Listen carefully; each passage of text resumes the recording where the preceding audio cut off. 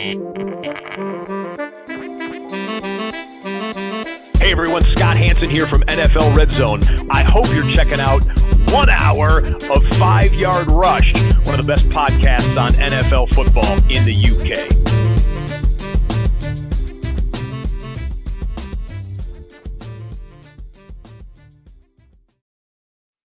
Yo, what's happening, Rush Nation? It is Murf here. It is a Monday night. It is a flagship show. You'll notice there's no Daniel. His internet was cut off about 40 minutes ago, and this whole close doesn't have internet. So Sky and fiber broadband have cost us a host, but that is okay. The show, as always, must go on. You've got me. I apologize for not being here last week. Most of you will probably be aware or heard or noticed that I was moonlighting on another podcast last week, which was scheduled twice.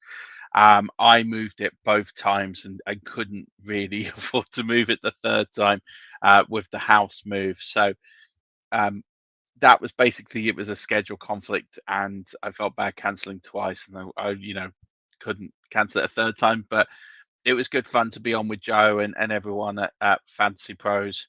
I appreciate every opportunity he and the team there give me to go on and talk about fantasy football here in the UK and talking about players and reaching an audience. So if you listen to me on there and you're tuning in for the first time to our show, welcome. I appreciate you joining. It's not normally just me, but you have got me tonight, and that's fine. We're going to go through and talk about week 13 exclusively, and then some new things I'm going to talk about with regards to the playoffs and a bit of strategy. And if you've never listened to the show before, or you have and still sort of getting quite sort of under the skin of the show, I think what really defines 5-Yard, basically in the 500 odd episodes that we've done, especially the ones that I tend to be on, is to try and broaden the horizon away from just stats and numbers. You can get stats and numbers anywhere. I do provide some, and I provide some context and some takes to them. But realistically, learn in the right places, you will find the stats and numbers that you are looking for. In terms of what I try and do is take that to a level, but then on top of that, bring in some strategy and some guidance and think about how you can try and dominate and win games. And that's ultimately what we're going to do tonight. So if you've been listening for the last few weeks, you would have heard me talk about handcuffs, running back handcuffs. You would have heard me talk about getting rid of players off your roster. You told me about bringing in players. And if you listen to any of that advice, I talked about Javonta Williams, you'd be pretty happy right now selling Aaron Jones, or the Najee Harris risks and Benny Snell, which has gotten me some stick on Twitter, which is fine. I'm a big boy, I can take it. So the premise of this show is really just to go through and give you an extra layer thinking, because now we get into the playoffs, our rosters actually need to be quite different to maximize full potential, and I'm going to talk about that a little bit in this show as well. So before we get into it, there's just a couple of things I want to bring up. First is what's new at 5-Yard Rush. Not a lot, if being honest. We've plowed through. We're 14 weeks into the season now. It's been a grueling season, a heavy schedule, especially if anyone knows me and the work I've been doing over with PFN and Fantasy Pros and all the work I do on the site and rankings and podcasts and extra podcasts and the Patreons and everything else. Plus, I do watch pretty much every game as well on Game Pass. So it has been a long season. We've had, a few missed shows here and there, but not many, to be honest. We've put in, I think we've done close to 100 shows this season, which is just a high amount of shows, and everyone is really sort of grueling and grinding along. And we've given away a lot of opportunities to play DFS for free, and given away cash prizes and given away other prizes as well. We've raised money for charity. It's been an incredible season, and we're getting really near the end of that. And so that does mean that the volume of content goes down a little bit because the appetite, most people tend to be kind of fantasied out at this point of the season. 14 weeks is a long time. It's 3.5 months. Team might not be making the playoffs. You kind of thin down the excitement of the season and it being new. It's kind of waned off. And I've always been the opposite way, that I always think actually this is the best time of the year, because pretty soon we're not going to have this anymore. We're not going to have these. Realistically, we have 5 weeks left of football, like a full kind of slate of football on a Sunday. And then it just goes to ad hoc games through the playoffs. So make the most of it. But really, what's going on at 5 year, just support all the guys. They've been phenomenal this season. Dynasty guys, DFS, IDP, college guys who've moved to Wednesdays. So if you've missed that in the scheduling, and they also are on the main channel now. So if you've been waiting for a college podcast to drop on the actual channel, please do switch over to the main channel. Patrons, first of all, shout out to our patrons. Our patrons are absolutely amazing. They help keep the lights on and they help keep the wheels turning here at 5 Yard, and we really wouldn't be anything without them. So first of all, a massive thank you. And if you want to join, this is a great time of year to join, because you get access to exclusive Patreon casts they do every couple of weeks, which is very strategy based and thinking about. And a lot of the things I talk about, I don't talk about anywhere else. They're just things in my mind, and they're very exclusive to the chat. Some things I do bring into the actual pod, but it's a couple of weeks later. So really, the patrons get all of the information. They get my basic mind dump and strategy well in advance of the show. Not to mention, they get access to me. I answer every single one of their questions. Sometimes I do miss a few. There's some volume, but I do my best to make sure I get every single question answered, and they'll vouch for that. So a great bunch of people, and they interact with each other. We have basically a WhatsApp chat, so you can join that, and literally you can join today. And we also give you, if you subscribe to certain tiers, we give you merchandise back that effectively pays for your membership. So it's not just giving money for nothing. You are going to get back some merchandise and discounts and copies of the book, and on top of that you get access to me, which might be a good or bad thing. I'll let you decide that, but hopefully we win some ships together, and that's what it's all about. So please do check out patreon.com/5 Yard Rush. And if you just want access to someone and just sense check, I get back to people as quickly as I can. And some people on Twitter have said you don't answer all your start say questions. I don't on Twitter, if I'm honest with you, because one, I get so many now. It's just too many to actually follow up on, and two, at the end of the day, I get some people ask me 20-30 questions a season, and it's like, I get it, but at some point people don't engage with our content. So it's like they'll ask me a question and it's a question I answered on the show that week, and you're just like, okay, you clearly don't listen. So you're just basically asking me questions and you don't engage in our content. It's just one of those things. So the best way to get access to us all the time, patreon.com/5 Yard Rush. I'm going to get into the show now because 9 minutes in. Oh, reviews. One last thing. Please do leave us a review on Apple Podcasts and all good podcast places. That really help get visibility of the show up. I'd really appreciate it. I don't think we've had one for a while, but we've had some amazing reviews over the years. So please, honestly, they do make a huge amount of difference to our reach and audience. So please do leave us a review on 5 Yard Rush on Apple Podcasts for the podcast 5 Yard Rush, and really appreciate any reviews you do take the time to write, and feel free to borrow any other devices in your household and write them on there too. Right, so we're going to get to some news. So let's start with a couple of bits of news that's going on. First of all, Daniel Jones looks like he's going to be out multiple weeks, so it does look like there's going to be a change at quarterback for the Giants, and that's something that we, I guess, can look forward to and go forward from there. So yeah, we'll see what happens. I think when it comes to the change of quarterback there, it is slightly irritating for fantasy. Daniel Jones is a productive fantasy quarterback. I'm not going to recommend anybody to pick up Jake Fromm. The offense isn't good. Everyone's injured. And I'm not imagining Jake Fromm to shoot the lights out here, nor do I think he's a long-term plan and investment. So don't pick up Jake Fromm. Just let's just nurse through the Giants in the rest of the season. Jack, actually, I met Jack Humphrey. Those of you in the UK community know Jack Humphrey very well.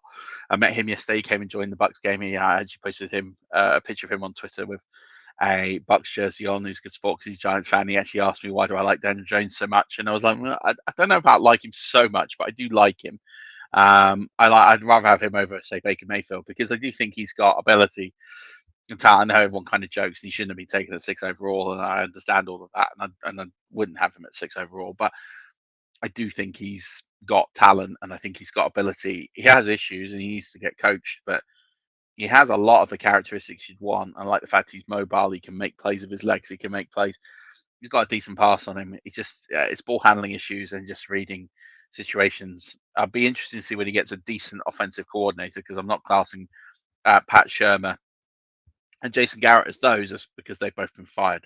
So give him a decent offensive coordinator and give him a lineup that isn't broken every week, and we can see what happens. So yes, when we get to so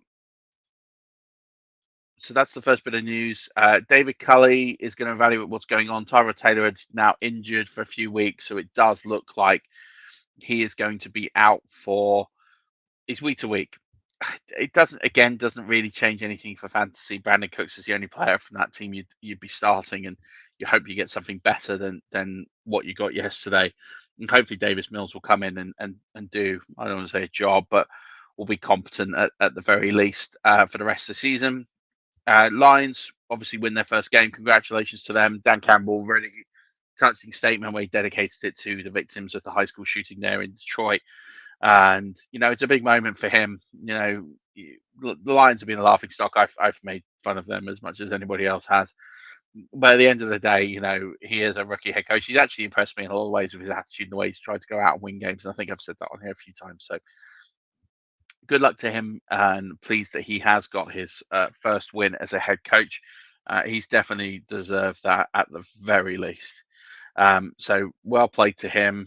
And yeah, as for Mike Zimmer and what happens with the Vikings, they've got a lot of problems ahead of them. I'm going to touch upon a few of them as we go through. Joe Burrow dislocated his little finger in the loss to the Chargers yesterday. He's going to play through it. And they'll probably just play with strapping, and he will play through it for the rest of the season. So remains to be seen if that takes anything off him. But there is just a little nick there, so something to keep an eye on. The Panthers have fired offensive coordinator Joe Brady after a 5-7 start to the season, and senior offensive assistant Jeff Nixon will coordinate the offense for the remainder of the season. Now, my thoughts on this, and I'm thinking about the Panthers' offense now, is this is an arrow down for DJ Moore. This is an arrow down for Robbie Anderson. This is an arrow down for any of the pass catchers in that team. Terrence Marshall Jr., if you had him and you were hoping on him, it's a temporary arrow down, but it's going to be for the rest of the season, because there's two reasons for this. The first of all is that Jeff Nixon's never called plays in the NFL. He's never been a play caller in the NFL. He did it for 2 years at Baylor under Matt Rule, so obviously they know each other. There is a system that they are familiar with, but also he was a running backs assistant, and Matt Rule has said he wants to run the ball 30 to 35 times a game. Chuba Hubbard's not going to get all that work, so I think Chuba Hubbard is now up. I think Amir Abdullah, if he's on waiver wires, he's probably worth a speculative ad. I'm not saying he's going to sit here and shoot the lights out and be an incredible player, but I do think, given what they've got there and the fact they want to run the ball 30, 35 times a game, and they've just appointed their assistant running back coach to be the offensive coordinator for the rest of the season, says to me that's what they plan to do, to run the ball 30 to 35 times a game and get that balance right. So Amir Abdullah should be picked up in most leagues, so make sure you go ahead and do that. And Cooper Kupp, first player of the season to hit 100 catches. It's quite extraordinary. So he's on pace to finish around about 140 catches, which is madness. And he's had a very, very good season. It'll be interesting to see what happens next year. But anyone who drafts him based on these 2021 numbers, they will go down. I tell you that now for free. Marlon Humphrey is out for the year with a shoulder injury. Very high caliber cornerback for the Ravens. It's a massive loss. It was a lot of the reason why John Harbaugh went for two yesterday, because they didn't have any corners and they didn't think, well, we don't have anyone to cover in overtime anyway, so we might as well try and win it now. And that was his reasoning. So it's a big loss for the Ravens, and they continue to just keep getting injuries at crucial times. And they've really been the most injured team all year. So the fact that they're still winning the division is testament to the coaching and playing ability of that team.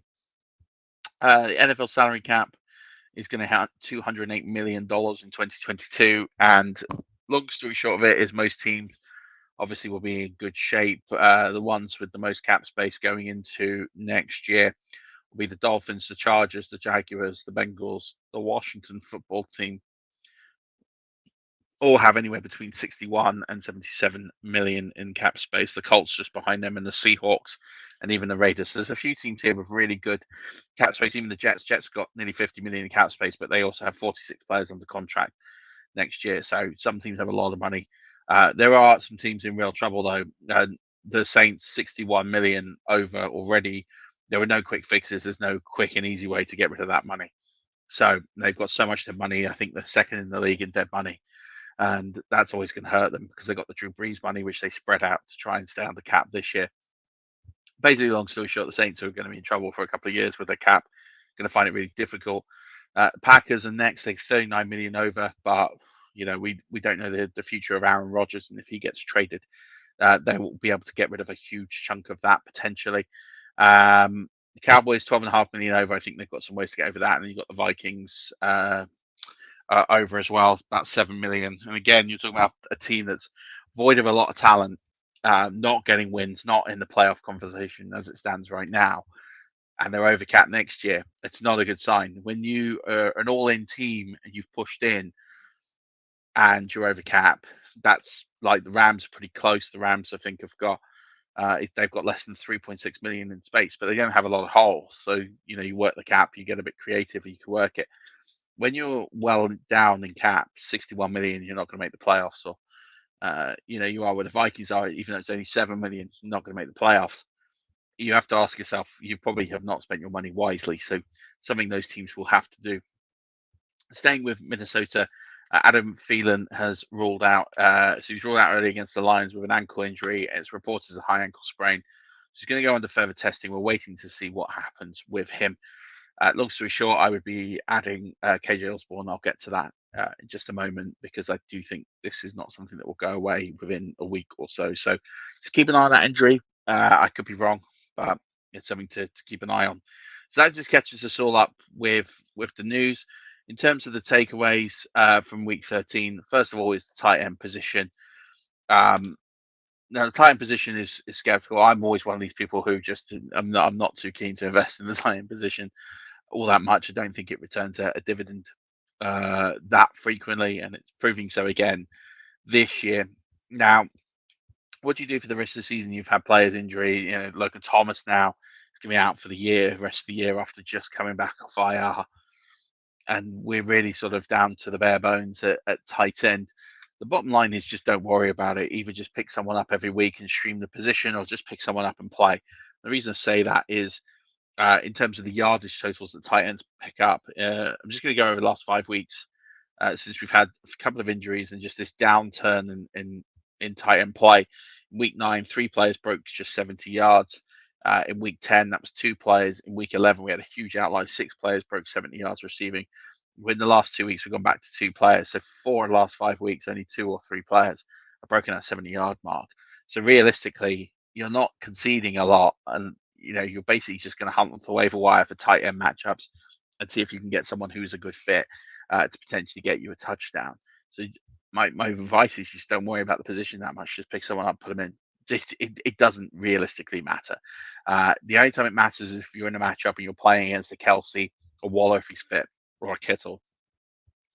Anyone else, not even Mark Andrews or anyone.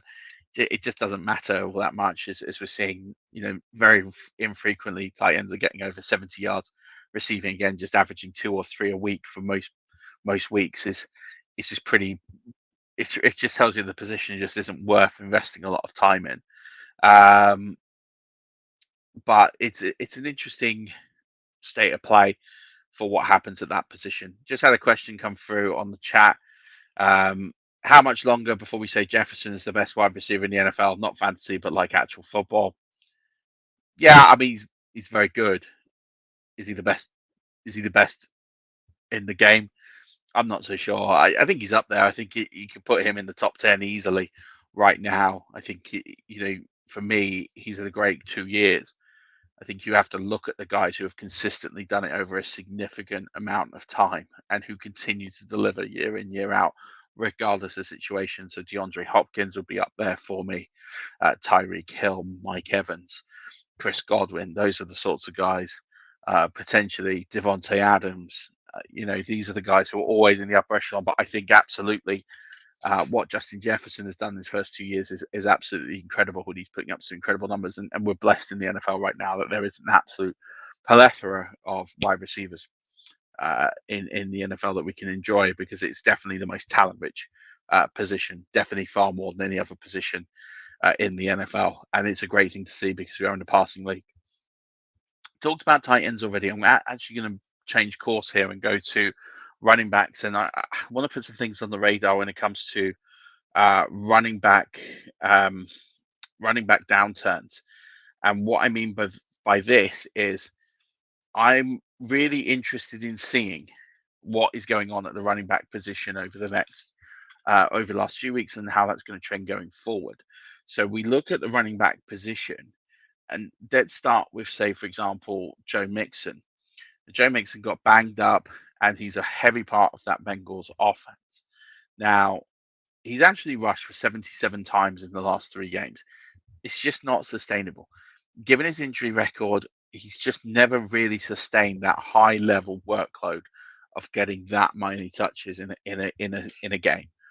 And so when you've got that tread on the tires, already got the injuries, and you're getting that heavy workload, it can lead to injuries. And I do think, unfortunately, Joe Mixon is someone who I'm getting through the rest of the season thinking, I don't think I can put him in my top 3 because I just can see this burnout, injury, or something happen to him because of the fact I think he's been overused. And he has to be, because they're effectively in this playoff race. It's in its entirety the AFC North. And they're not in a position. There's no backups. There's no one that can alleviate him, really. There's no one that they can share this workload with. They are literally going to run him off the rails. And what that's going to mean is, unfortunately, something's going to give. And it will either be that he's burnt out and therefore cannot continue, or he gets injured. So I am very concerned by the usage of Joe Mixon over the last 3 weeks. And we've seen him be banged up. He spent time in the tent. Any other game, especially as they're getting blown out, they should have pulled him, but they couldn't. And that's a huge concern. So I'm a bit worried about the usage of Joe Mixon, and it's one I would be slightly concerned about as a Joe Mixon owner. A few situations here. Houston, you can just completely ignore that. Rex Burkhead is a lead back, so what? He's not going to do it at fantasy football level, so you can ignore. Miami. This Miami situation has continued to confuse and baffle me for most of the season. And just when you think Myles Gaskin looks like he's turned the corner, is an abysmal day like he does yesterday with Salvon Ahmed. And I really do believe that this is now a 4-headed monster. I think it's going to be a lot more Lindsay, a lot more Duke Johnson. I think this is a 4-way committee. I'm fading everybody in this offense now, in this running game for the rest of the season. I literally don't want any part of Gaskin. I don't want any part of Ahmed. If I'm heading the playoffs, I've got them in my teams. I might just keep Gaskin just on a bench so nobody picks him up and they go for the odd game if I've got the space. But I'm absolutely not having him in a starting lineup anywhere, because you just cannot trust him in that kind of spot.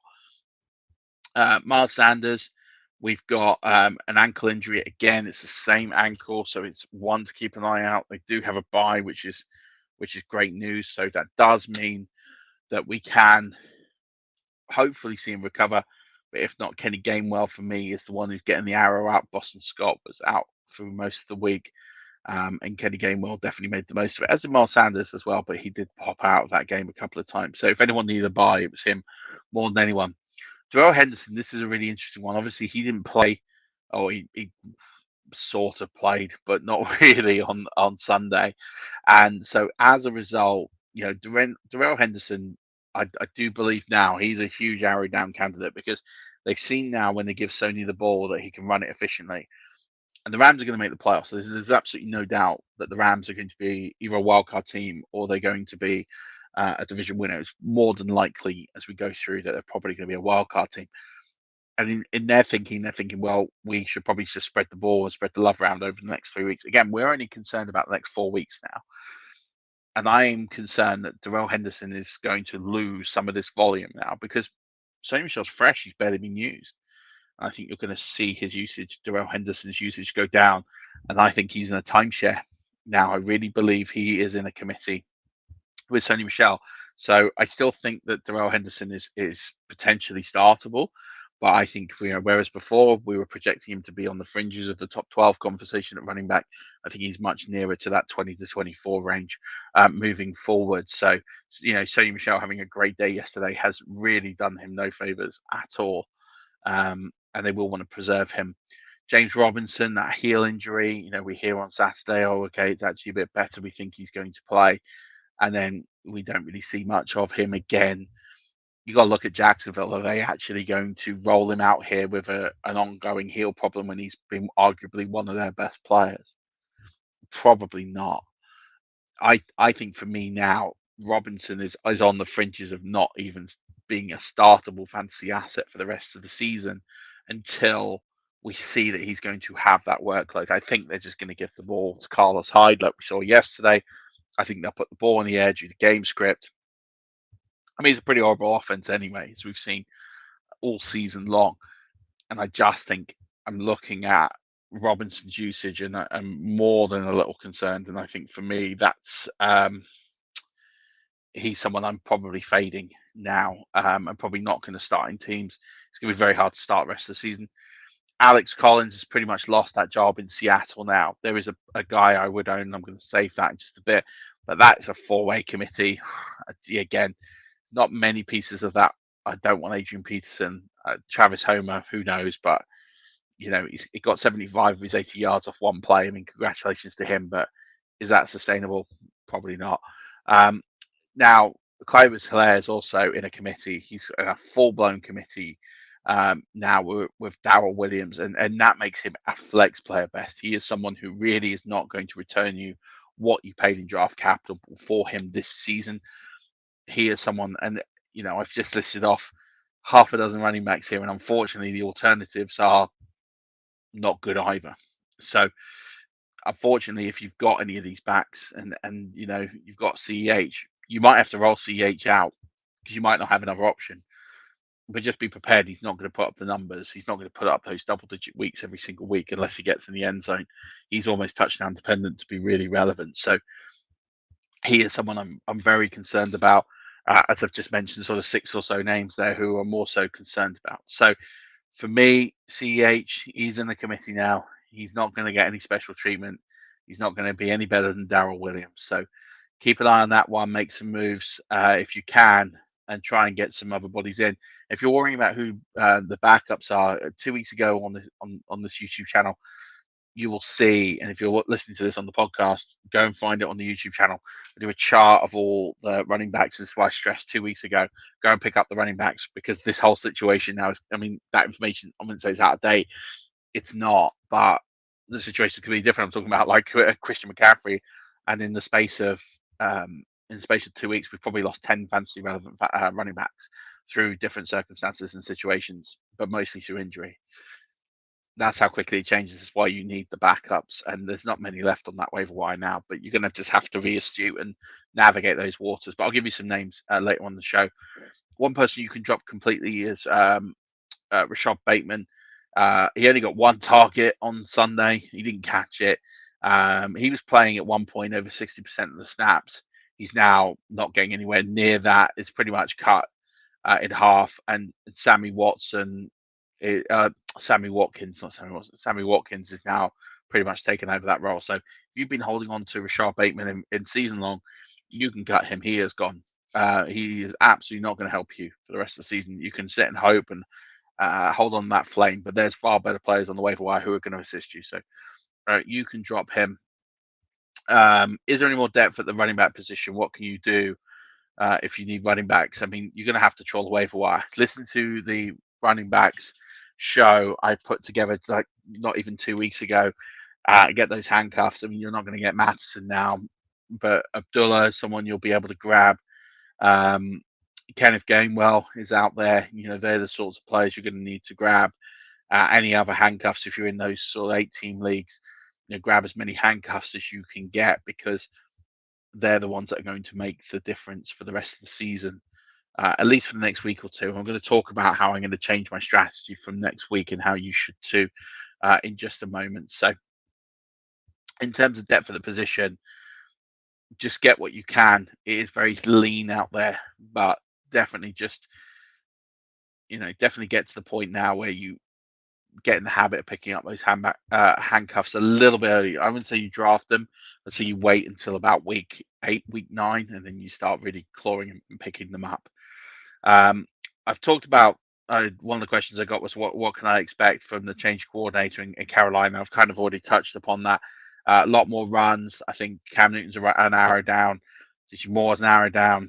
Robbie Anderson's an arrow down. Until I see something completely different, they're going to run the ball 30, 35 times a game if we believe the press and what Matt Rule wants. But the fact they've appointed and promoted their running backs assistant coach tells me everything I need to know. So for me, I think, I'm a bit worried about those wide receivers.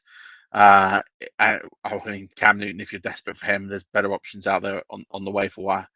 I'm still maintaining that we talked about the strategy, and this means even more now. When it comes to your flex positions, you should be starting wide receivers. It's just a given now because there's just not that many good running backs.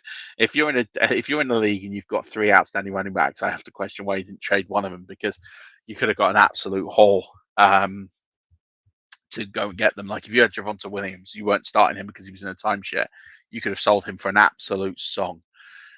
Because people are down to absolute bare bones. But we are where we are. You absolutely have to play wide receivers in your flex because there's so many more of them that are so much more relevant. If you get those matchups right, you're going to be in a good spot. In terms of upside players, based on what we saw in week 13, Rashard Penny is the one I would own in Seattle. I think he looked like he had the most juice. He looks the most ready. He is a player that was drafted by the organization, which always helps. He's just never been fit. He looks fit now. I think for me, he's got a bit more juice.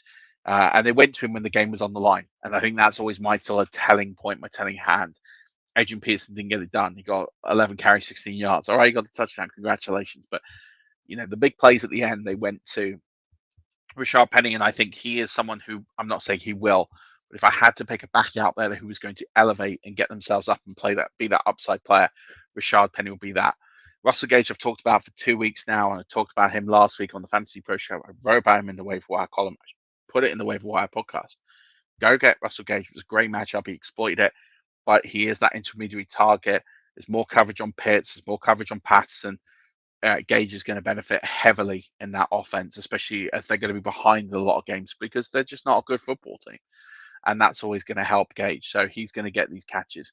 Amon-Ra St. Brown, we saw the heroics yesterday. That's going to give him a lift and a juice. And I do think he's going to get some touches there, as is Josh Reynolds. I think both of those guys are probably worth a speculative add. Taysom Hill at quarterback, he can throw 4 interceptions, but when he rushes for 100 yards, it doesn't matter. He's still going to be fantasy relevant. He has got a slight injury, but he will play through it. Cole Kmet, of all the tight ends that are out there that are widely available, Cole Kmet's probably the only one I'm interested in. If you can get Tyler Conklin still, he should be arrow up this week if Adam Thielen is out. But if not, Cole Kmet is, he didn't have a great game, but he still got 7 targets. We've seen that, 70 yards is the pinnacle of fantasy football tight ends. So Cole Kmet for me, if I'm out there, is the one tight end I'll probably own and just set and forget. We talked about Kenneth Gainwell. Eagles are running for close to 200 yards a game at the moment. Kenneth Gainwell's going to be a part of that, part of the passing game in the PPR league. He should be owned. KJ Osborne, because of the fact Anthony is going to be out, KJ Osborne should be owned. and picked up. I think he's available in 95% of leagues. Deontay Harris seems to be a target for Taysom Hill. So these are the sorts of players I'll be getting ready for a fantasy playoff push. I would be having in there. Now, before I talk about some strategy, I'm going to answer just a few questions that have come through on the Twitter machine. My good friend Dynasty Island, Rich, has come in, host of the Dynasty Football Podcast, so please do tune into that on Tuesdays. Has come, he said, if you could have one fantasy player to build your roster around for the next 5 years at each position, who would I pick? It's a great question. Quarterback would be Justin Herbert. Wide receiver would probably be Justin Jefferson, who we talked about earlier, because I think you can take his numbers to the bank. Running back, none of them are going to last 5 years, so I'll take someone who's good and young. Probably Jonathan Taylor. Why not? Tight end, don't care. No fan. Or yeah, probably no fan. Probably no fan just because of age. And I think he's always done quite well, and I think he'll only get better. I was really impressed with him when he came out of college. So yeah, that's what I would do. So yeah, Justin Herbert, Jonathan Taylor, Justin Jefferson, and no fan. Which defenses are you streaming in the playoffs, Rich? I'm going to come back to you on that one momentarily. Paul Pickens, who's joined our Patreon, basically both Rich and Paul are patrons. So, do join Patreon, 5yardrush.com/ or patreon.com/ 5yardrush. A lot of people talking about league winners, but you had to pick one in each position. Who would you be looking at? What team would you target because of strength of schedule? Strength of schedule, I'm going to get to in a minute. I do have that planned. League winners is a tough one because anyone could be a league winner now. Literally, we saw it. CJ Anderson 3-4 years ago was a league winner. I talked about league winners a few weeks ago, and I talked about Javonta Williams being a league winner, someone I wanted on a lot of teams to finish the run, and that's exactly how it's panning out. I would have said last week or the week before, I would have talked about James Robinson being one, but with these injuries, I'm now not longer saying that. So I do think when it comes to league winners, I think that term gets bandied about probably a little bit too casually. If I had to just pick from a complete pool of players, Tom Brady would be one, because I think he's probably likely to win the MVP, and his schedule is as soft as anything coming in. Yeah, I think Jonathan Taylor is probably going to be one at the end of the season. If not Jonathan Taylor, yeah, and Javonta Williams' schedule coming in looks nice. I think they're probably your standouts. Even someone like Elijah Mitchell could end up being a league winner, which is just balmy. You wouldn't have said that at the start of the season. Wide receivers, I think anyone that was drafted in that top sort of 5 or 10 where you paid for them.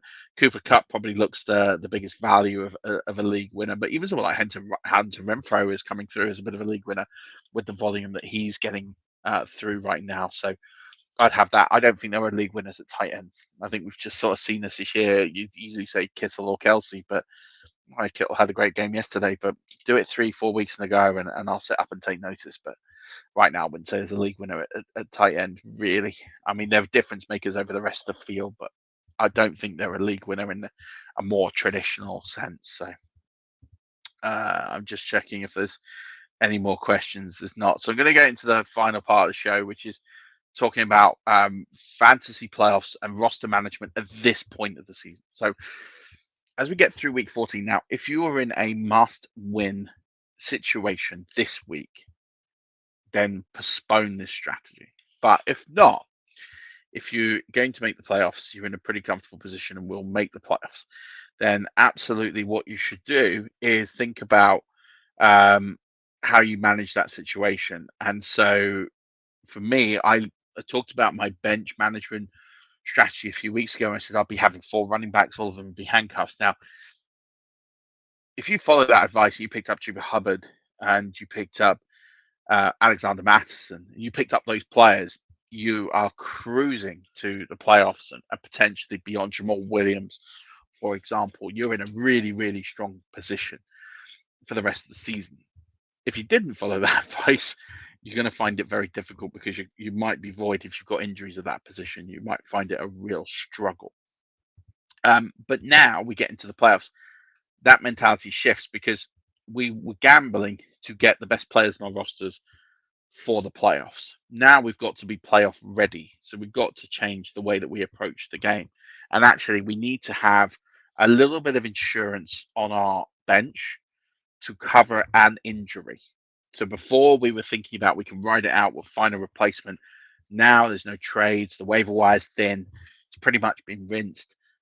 You now need to think about strengthening your roster so that if you lose a player to COVID, or you lose a player to a close contact, or a late injury pickup in warm-ups or training or practice, you need to have a sufficient backup at every position that's going to be able to come in and play. So your roster management changes. It goes from being heavily handcuff based and shooting for the moon, thinking if these guys land, great. Now it's a case of if the waiver wires are rinsed, you don't have a quarterback, you're in real trouble. Now, luckily for most people, Taysom Hill's available in 60, 70% of leagues. So just go add Taysom Hill, or go add Tua, or someone like that. They're really the two I would target, and you'll be fine. I would just have either of them on my bench. I know Tua's on bye this week. That's fine. You can live with him on bye this week if you've got a decent starter, top 12 starter. But if you lose a player like a Brady to a close contact, you're never going to replace Brady. So what you need to do is get the next available thing. So a Taysom Hill, or Tua Tagovailoa, a Kirk Cousins if he's out there, they're the sorts of players that fill this role quite nicely as that insurance backup, and you need to have one on your roster now. So I said weeks ago, drop your quarterbacks. It 100% is the right play, because if you invested in those running backs and you picked up those handcuffs like Mattison, like Pollard, like Hubbard, you are absolutely dancing the merry dance right now, because you've got so much depth at flex position at running back when no one else has. You have such a massive advantage over the rest of the field that you probably have propelled yourself into playoff contention, maybe even getting a bye. That's why it's the right play. Now it's the right play to be a little bit more conservative. So get that quarterback back on your bench now. Ready for the playoffs. Make sure you've got one quarterback on your bench for the playoffs. I tend to go at this point three running backs and two wide receivers, or two running backs, two wide receivers, and a tight end. It all depends on what the tight ends are on the waiver wire. So I like to have two running backs, and typically ones who are going to be able to come in and play. You can gamble on the handcuff upside. It's less likely to come off as each week goes, unless you've listened to some of this advice. Be looking at Cincinnati's backup, whoever it might be, Samaje Perine. He probably right now is the best bet. He's someone who maybe you stash if you don't need to win this week. Stashing someone like Samaje Perine could make a lot of sense, because that's a chip you can cash. Same goes with Benny Snell. It's another player who you could potentially, for another week, hold, see what, if anything happens to Najee Harris. And they're the sorts of players I'd be targeting and potentially holding just for a week. And then I like to have one of those players, based on who I think is potentially going to have the most value. I keep one of those, and I keep a more solid running back option. That tends to be a Naheem Hines, J.D. McKissick. Those sort of Devonta Freeman is another one you can pick up, by the way, who would be really solid. That sort of caliber player who will put up points, maybe not as many points as we would hope or wish or pray for, but points that will definitely help out. If you get a late contact, you need to put some points on your bench. So I tend to go one handcuff, one solid contributor, or I tend to go two handcuffs, one solid contributor. Then two wide receivers. Again, I tend to just go for players who I can really rely and count on. So hopefully at this point, I've got someone like a Hunter Renfrow on my bench, or someone similar to that ilk of player who's going to consistently get me that 10 to 13 points that I need. Russell Gage right now, I think, is an excellent bet to fill that hole. KJ Osborne. Those are the sorts of players you kind of want on your bench right now. You not necessarily might be praying or hoping to use them, but you need to know you've got a player who can come in and score 10 to 13 points in your flex if you're desperate. And those players are heavily underrated in fantasy football, so make sure you get some of them on your roster. And then depending on what the tight end pool is like, it's very thin at this stage. If Cole Kmet's out there, I'm adding him. But I mean, if you missed the Pat Freiermuth train that I told people for a while, and put in my waiver wire column, I think for 3 or 4 weeks. I lost count. That's it now, pretty much. Ricky Seals-Jones, if he's going to come back, might be worth an ad for Washington. That's kind of it. There isn't anyone else I'd want to be speculating or adding at this stage. I certainly wouldn't be touching Gerald Everett after yesterday's game. Wouldn't shock me if he was cut at some point. So that's what I'm doing. So I'm changing my roster management now. So moving away from having exclusively a lot of handcuffs and shooting for the moon to being a lot more conservative. So, take that advice and stash your bench with meaningful players now. Without trading, what can I do to increase my chances to win? There's a lot of things that go into the playoffs. Now, you think about it, we've only got 3 weeks left of the fantasy football season after this week. It's all in the playoffs. I'm looking at strength of schedule, which I'm going to get to in just a minute. I'm playing the waiver wire. I'm making sure that I'm, adding players. I'm constantly refreshing my bench as much as possible. Make sure I'm adding players and, make sure I've got the best matchups and the best players available. And you can get that information from me either via Patreon or via listening to the podcast. Do my best to share this on here as much as possible. But I'm studying my opponents. I'm studying the matchups. I'm seeing where they're weak. I'm seeing where they're strong. I'm thinking about what they're going to potentially try and do. And if they get an injury, make sure I'm picking up their backups, their handcuffs, and making it a lot more difficult for them to just get free reign and do something on there. So I'm studying those matchups. I'm studying everything I can to make sure that we've got all the right players in place to make it more difficult for them. And if they get a late injury, make sure I'm picking up the necessary blocker, whether that's a kicker, a DST, a wide receiver, a backup quarterback, just to make their life that little bit difficult. Don't give away anything for free. This one's something I do and something that not a lot of people do. And I fake my lineup. So what I do is in some leagues, especially home leagues I care about, I submit the wrong lineup. And what I mean by that is I deliberately put players on my flex who I'm actually not going to play. More shoot the moon types. So like Deshaun Jackson's a great one for this. Once I go out and do it because it's obvious now, but I will have a few shoot the moon players and make it look like I'm trailing because I'm playing for like that high reward and make it seem like I'm pushing my chips all in and going for the kill. And that will lead my opponent to potentially play more conservative. This doesn't always happen, by the way, but I look to see, is my opponent trying to play me, my team, or are they just setting the lineup that they want to set? Now, I always set up my lineup based on who I'm playing more often or not. If I'm in a matchup and I think I'm going to control it, I'll be slightly more conservative. If I'm going to trail that matchup, quite clearly, I'm going to shoot for the moon and put dart throws in. And the same comes to the playoffs. So potentially, if I think I'm in going to control of it, I might fake my lineup and put a load of dart throws in it, make it look like that the other player is in control. That might lead them to be a little bit more conservative. That would then lead me to put out my lineup to give me an even stronger edge because I take away their big player ability and then change it right before the 6 o'clock. So there's no time to amend it. And I've been known to do this, is not set a lineup until the very end. So literally take everyone out and sit it as a bench. Obviously, then you lose the advantage because they know what you're doing. They kind of sussed it. And then you're not going to get true information. So I tend to put a fake lineup. It looks pretty real. I'm not changing the whole thing. I'm changing 2, maybe 3 positions max. But that might give you that extra 1% edge. And it might not work. But if it does, that might be the difference between you lifting a trophy at the end of the year and not. So just a couple of little subtle hints and tips that you can use.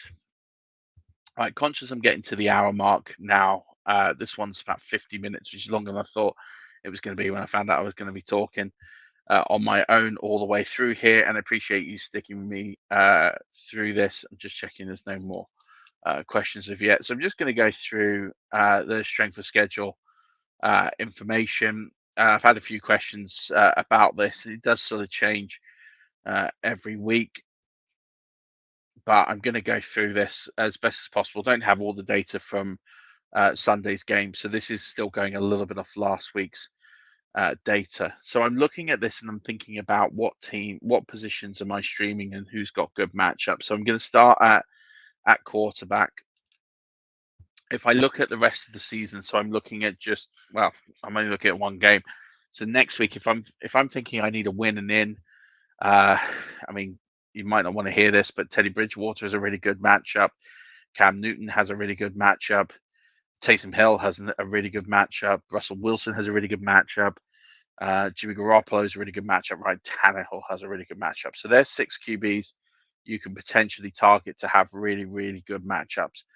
In the playoffs, the quarterbacks with the best matchups as it stands right now, and this doesn't mean that you start them, by the way, Jared Goff, Jared Goff, Trevor Lawrence, Kyler Murray, Jimmy Garoppolo actually has the best. So Jimmy Garoppolo's at that threshold of someone who I would definitely have on a bench as my backup because of the fact he has a very, very good matchup for the playoffs. He has the Atlanta Falcons, the Tennessee Titans, and the Houston Texans in championship week. And that is a really tasty matchup to want to have in championship week. The other one who's got a great matchup is Russell Wilson in week 17. He has the Detroit Lions, and Mac Jones has the Jaguars. So there's some really good week 17 matchups to think about. But yeah, Jimmy Garoppolo for me, if I'm thinking about streaming a quarterback or having one for the end of season playoffs who's sitting on a waiver wire right now, Jimmy Garoppolo could be a really good shout of someone who is widely available you can own. Matt Ryan also has a really good schedule because he has the 49ers, the Detroit Lions, and then week 17 he has Buffalo, so not great, but those first 2 games, Matt Ryan is potentially an option as well. Other ones like Patrick Mahomes is a good matchup, but the other thing with this is talent will prevail. So talent will always prevail, and if you've got great players, regardless of how difficult the matchup is, they're always going to shine through. Like for example, I'm just looking at this now. Tom Brady's first 2 rounds of the playoffs, he's got the New Orleans Saints and the Carolina Panthers, who are, what they call negative matchups for quarterbacks. But still play Tom Brady every week. It doesn't matter. I'm playing him every week because he's the number 1 QB in football as it stands right now. So there's a few options there. Ones to definitely avoid his handcuffs. Definitely Big Ben. He's got a terrible schedule coming through. Derek Carr has a terrible schedule. Aaron Rodgers is really bad, but obviously you play him. Cam Newton's in the playoffs is the worst. He's got the absolute worst. Don't be relying on Cam Newton to try and deliver you a title. It's very unlikely to happen. And then you've got the changes as well. We get into the running back position, week 14. Atlanta, if Mike Davis, which I doubt is out there, Mike Davis could be one that could be owned. Potentially, I'm not going to say he's going to be absolutely brilliant, but he could be in consideration for possible flex because he has a good matchup, and he has a good matchup in week 16 as well. And they did get some success running the ball yesterday. Chuba Hubbard is a great matchup next week because he's playing the Atlanta Falcons, who are the worst run defense on the board. Javonta Williams is great. I mean, Javonta Williams' schedule the whole way is absolutely superb. He's got the Detroit Lions next. It gets better. He's got the Bengals, who can't stop the run. Then he's got the Raiders, and he finishes off with the Chargers, who again can't stop the run. So it's absolutely brilliant for Javonta Williams, which is why I really liked his schedule. I really thought he was going to be someone who was going to be key in the playoffs. If Swift gets back soon, he's going to have a good couple of weeks, but he does face the Seahawks in week 17, which is a slight down arrow, but nothing really overly to be scared about. James Robinson had a phenomenal schedule, but now he's injured. I don't think Carlos Hyde's going to get enough work to make that count. Austin Eckler's workload should be pretty good. He's got an excellent schedule coming in for the rest of the season as well, so you should be pretty primed and happy to be using him. On the fringes here, I mean, San Francisco, Elijah Mitchell, I think is potentially a league winner. His schedule coming in is absolutely ridiculous now for the next 4 games. He's got the Bengals, and then he's got the Falcons, and then he's got the Titans, and then he's got the Texans. It's just an absolute dream slate Lenny Fournette, week 16, 17, has great matchups as well. Antonio Gibson has pretty decent matchups. Saquon Barkley doesn't have bad matchups. So it's quite a few running backs, the ones that are healthy. But to be honest, the running back position now is in such a place that anyone who's fit will basically do if they're going to get the workload. David Montgomery's schedule is really good. Tough week 16. Well, not really. I mean, it's against the Seahawks, but it depends how that game plans out. But he has some really good schedules there. David Montgomery, he looks like he's fit again, so he looks like he's going to do great work. And depending on what happens in Cincy, their schedule is really good as well. Moving on to the wide receiver position, for week 14, Denver's pass catching duo, Green Bay's looks really good. The Giants, but it depends on who's healthy. Deontay Johnson has a really good week 14. Tennessee, if Julio Jones looks like he's coming back, he could really benefit in week 14. Washington, Terry McLaurin as well. Terry McLaurin has a bit of an up and down slate here. He's got Dallas twice in the next 4 games, which is a great matchup. But then he's got the Eagles twice in the next 4 games. So that's where the up and down goes for him. The Cardinals, tough matchup this week against the Rams, but afterwards they've got a pretty decent matchup that they can pass on. So you like their trio quadruple set to definitely light it up. Russell Gage's schedule is pretty good until he plays the Bills in week 17. So I like him to get a significant amount of work. I'm looking at a few others here for potential sort of waiver wire candidates that we've talked about. Minnesota for the next couple of weeks is pretty solid. They're playing the Steelers, which is tough but not impossible. Then they play the Bears, which is a great matchup. So KJ Osborne for the next 2 weeks is a pretty tidy pickup. The Jets, Elijah Moore, you can feel comfortable starting him against the Saints, and then the Dolphins. And then he's got a great matchup against the Jags in week 16 before he's got a tough matchup against the Buccaneers in week 17. But with their injuries at corner, it could also really play into their hands. So I like Elijah Moore to potentially have a really good run here for the rest of the season as well.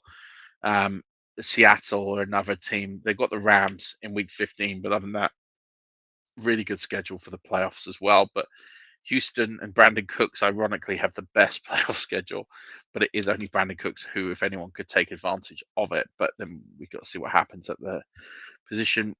Tight ends. I mean, looking at the tight end position now, because there's just not many. I mean, Noah Fant's schedule looks pretty good until championship week. So he's someone you feel confident on. San Francisco, George Kittle's schedule looks absolutely amazing. So he's probably your best bet. But again, he's not going to be available. So I look at someone like Cole Kmet, who's got a difficult couple of games here against the Packers and the Vikings, but I still think he's going to be needed. But then those last 2 games, he's got Seattle and the Giants. They're very good matchups for tight ends. So I do feel that Cole Kmet is someone here who should be owned a lot more than he is. And I feel like his matchups will be very, very good for the final 3 weeks of the season, although he does start in a more difficult fashion, but it gets easier as it goes along. TJ Hawkinson's schedule is pretty good. James O'Shaughnessy, if you're looking at a potential well out there left field pick, James O'Shaughnessy's got a decent schedule at tight end, but do you really want to trust Urban Meyer and that Jags offense? I wouldn't. Dallas Goedert has a great schedule for the rest of the season as well, so you can feel confident on some of those. But again, go back to waiver wire who's available.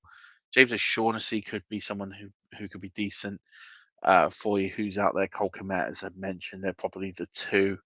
CJ Uzuma actually has a pretty good schedule. So he's got the Broncos and then the Ravens, who are the worst, or one of the worst against tight ends, and then the Chiefs. So that's a good set of circumstances for CJ Uzuma as well. So there's a few names. Rich asked me about defenses, so I guess I better cover that off. And I said the 2 I would own all the way through that were streamable were the Tennessee Titans and the Miami Dolphins. They were the two I was going to try and dovetail all the way through. The Titans have the Jaguars, and then they have the Steelers, and then they've got, I wouldn't say the most difficult game, but the most difficult of their schedule is the 49ers, and then they finish with the Dolphins. The Dolphins' schedule is pretty sweet for the playoffs. They've got the Jets, then the Saints, but they finish with the Titans. But I don't think they're as widely owned anymore. You could do Tennessee, and then for that week 16 game, partner them with the Chargers, who have the Texans. That's probably a really good match. So you could go Tennessee, Chargers, Tennessee, if you want to. Kansas City have a really good matchup that week as well in week 16. Jacksonville's defense isn't bad for the first couple of rounds of the playoffs, but they do finish with the Patriots, which I wouldn't want to be relying on. The Browns, weeks 15, 17, look reasonably good. So they've got a pretty decent schedule, but they do have the Green Bay Packers in week 16, so you want to probably get away from that one a little bit. But yeah, like I said, the Chiefs are pretty good and they're hot at the moment. They do have the Chargers week 15, so you might want to pivot away from that. But again, they could be playing the Bengals, who could be out of contention or could be in the playoffs by then. And then the Steelers, so that's a pretty good set of circumstances for them. The Chargers, again, look tasty. They're making some plays. Good week this week for them. But for me, I mean, the defense with the best schedule is the Buccaneers, but they're not going to be owned anywhere. So I would go with Tennessee. Tennessee, then I would bench them in week 16, but keep them and go to the Chargers. Or what you could do, if you just want to stream, you could stream the next 2 weeks. You could stream Tennessee, and you could pivot to the Chargers. And if you're lucky, you can get San Fran, who have the Texans. The 49ers have the Texans. I'm basically targeting anyone who has the Texans. Tend to be a pretty good route to go down. Like I said, the Jags have them in week 15, so that could be something you want to go down, but I don't want to rely on that Jags defense as much. So give me the Titans. They've got, the Jags next week, then the Steelers, who I just love. I think they can get the turnovers in those games. And then if you don't want to play against them in the 49ers, when again, if Trey Lance is in, that becomes a lot more attractive as a matchup. But if not, you could pivot to the Chargers, and then you could go with either the 49ers in week 18, or you could go back to Tennessee, who play Miami. Either way, I'm pretty happy with either of those matchups as a streaming element for the rest of it. And if you want any more information on that, feel free to get in touch. But like I said, I will answer some questions. But if I get tons, then the only way you can guarantee to answer them is via our Patreon, patreon.com/5yard rush. I think that's going to get me to it's just got me over. Here we go. Someone pretending to be Memphis Depay has just asked me Seattle DST or Titans DST for week 16, 17. I would always take the Titans there, although Seattle do have the Bears, and that is attractive. The Lions are playing hard. You get turnovers there off Goff, but yeah, I'd probably take the Titans, because I think what I'd look to do is, it's difficult to stream 3 or 4 times. Like, it's quite a difficult path, especially if someone's clued up in your league, is either watching this or is watching other shows and is picking up the streaming defenses every week. So at least with the Titans, I can look at them and go, I'm going to play them every week, maybe skip the 49er game and plan to get someone in that week, hold them for championship week. But I think you can get turnovers on the Dolphins. But again, you look at Seattle and you think, okay, I've got the Bears and the Lions, and it looks on paper like it's not too bad. But the problem with Seattle is they're just not making that many plays on defense. They're not getting that many turnovers. They're not getting that many fumbles. There's not the talent there that there is on the Titans D, who have really shown up this year and have beaten some very, very good teams. And that's the other element. I'm not thinking about points. I'm thinking about turnovers. I'm thinking about who's going to get those turnovers. I wouldn't back Seattle to be a team that would get a lot of turnovers over a team like the Titans, who consistently work the ball and get turnovers by some of the coverages and coaches that they get. So that's why I would lean and go with the Titans. Thank you very much for tuning in. Please do check out all the rest of the podcasts across the week. I did get a question about our fan team contests. Those are not likely to continue for the rest of the year. They have been really good fun. We appreciate all the guys at Fan Team for getting involved and giving some contests away. But I think with the DFS slate sort of slowing down for the rest of the year, made a decision to maybe look at that next year and see how things are then. So no more DFS contests through Fan Team, but do continue to use Fan Team's games. They're going to be running games for the rest of the season, and the guys that are doing the DFS pod will continue to go through for those of you that do want to get involved for the rest of the season. So do check them out on Thursday nights. But until later on in the week and next week, don't forget, as always, keep rushing.